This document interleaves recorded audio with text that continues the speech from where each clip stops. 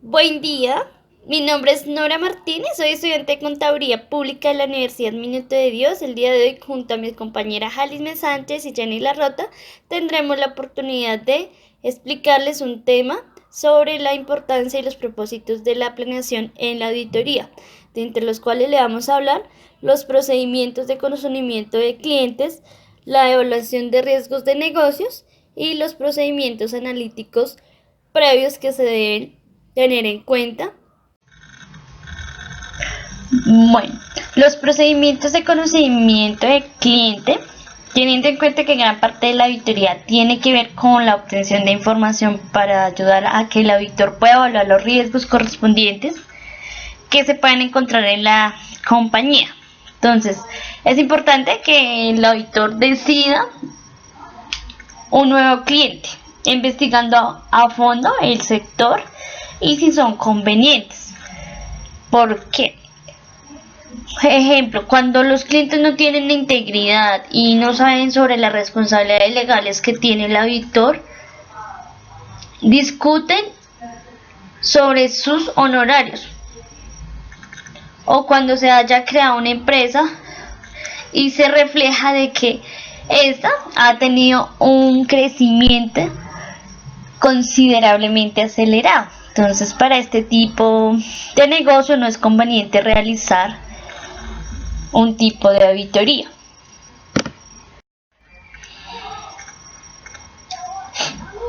El auditor siguiente analizará los riesgos aceptables de la auditoría que puede llegar a tener los estados financieros, es decir, qué errores podrán tener después de que la auditoría se haya terminado, y se decide el nivel de riesgo, que está catalogada de cero riesgos, mayor certeza, y 100% riesgo, incertidumbre total. Y determina también el riesgo inherente, que le permitirá evaluar la probabilidad de que existen errores en el balance antes de iniciar el control interno. De acuerdo a lo anterior, una vez establecido, el auditor decide la cantidad de evidencias o información que necesita y el personal que requiere para que lo apoye y obtenga las pruebas suficientes en las diferentes áreas a la cual se va a realizar la auditoría. En este proceso el auditor como tal va a poder identificar por qué el cliente requiere la auditoría, ya que hay errores en los estados financieros como se presenta usualmente, o hay algún tipo de fraude. Entre ellos se puede tener claro los términos del contrato entre el cliente y el despacho de contadores públicos, por lo cual se requiere la comprensión del acuerdo en los archivos de auditoría, incluyendo objetivos, las responsabilidades del auditor y la administración y sus limitantes. Se debe dejar mediante una carta de presentación, esto con el fin de evitar malentendidos y tener unos costos razonables con los clientes y obtener a la vez un informe adecuado de planeación de auditoría. Bueno, gracias. Muy buenos días, mi nombre es Jenny Larrota. Les voy a hablar sobre la evaluación de riesgos de la auditoría. Bueno, primero que todo, es muy importante basarnos en las normas internacionales de la auditoría NIA 300, donde nos habla de una planificación previa para poder lograr identificar y solucionar oportunamente los problemas que se vayan presentando. Bueno, también hacemos referencia a la NIA 315, donde nos establece, por decirlo así, identificación y evaluación del riesgo de material.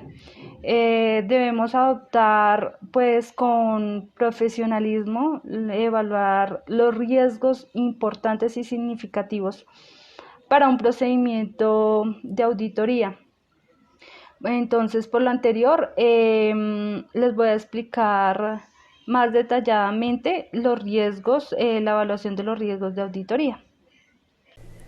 Bueno, Dentro de la evaluación de riesgo nos vamos a basar en la NIA 315, que nos habla de la responsabilidad del auditor de identificar y evaluar los riesgos de error material en los estados financieros, mediante un entendimiento en la entidad, su entorno y control interno. Bueno, como objetivo, para poder identificar estos riesgos, el auditor debe tener un entendimiento de la entidad en su entorno para así poder diseñar e implementar las respuestas apropiadas a los riesgos evaluados de error material. Bueno, en la evaluación del riesgo de auditoría debemos reconocer la existencia de riesgos que el control interno no ha identificado y si están en riesgo presentan una debilidad importante al proceso de evaluación de riesgos de la entidad.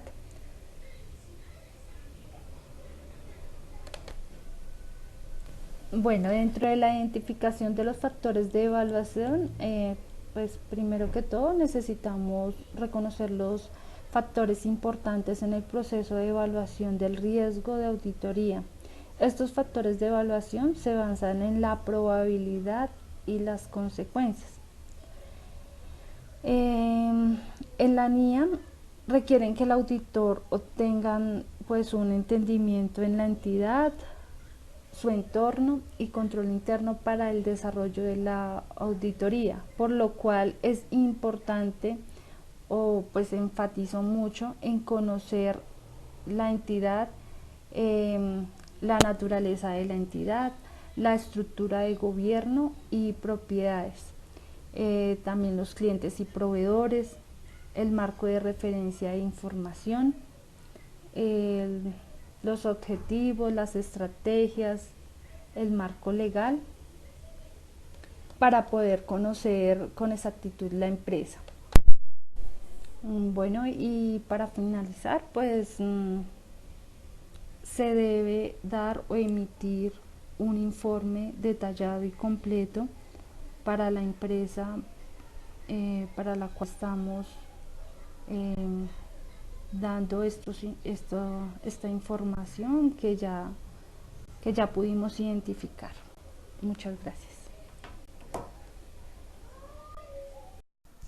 Buenos días, mi nombre es Jalisme Sánchez y voy a opinar sobre los procedimientos analíticos según la NIA 520, que es la evaluación de información financiera mediante la relación de posibles entre los estados financieros o no financieros. También se puede decir que los procedimientos analíticos hacen referencia a la responsabilidad que tiene el auditor frente a que debe aplicar a la hora de auditar una empresa para llegar a la conclusión global sobre sus estados financieros. También podemos identificar objetivos tales como el diseño y la aplicación de una fecha cercana a la finalización de los procedimientos analíticos que llevan a una conclusión global de los estados financieros congruentes de la entidad,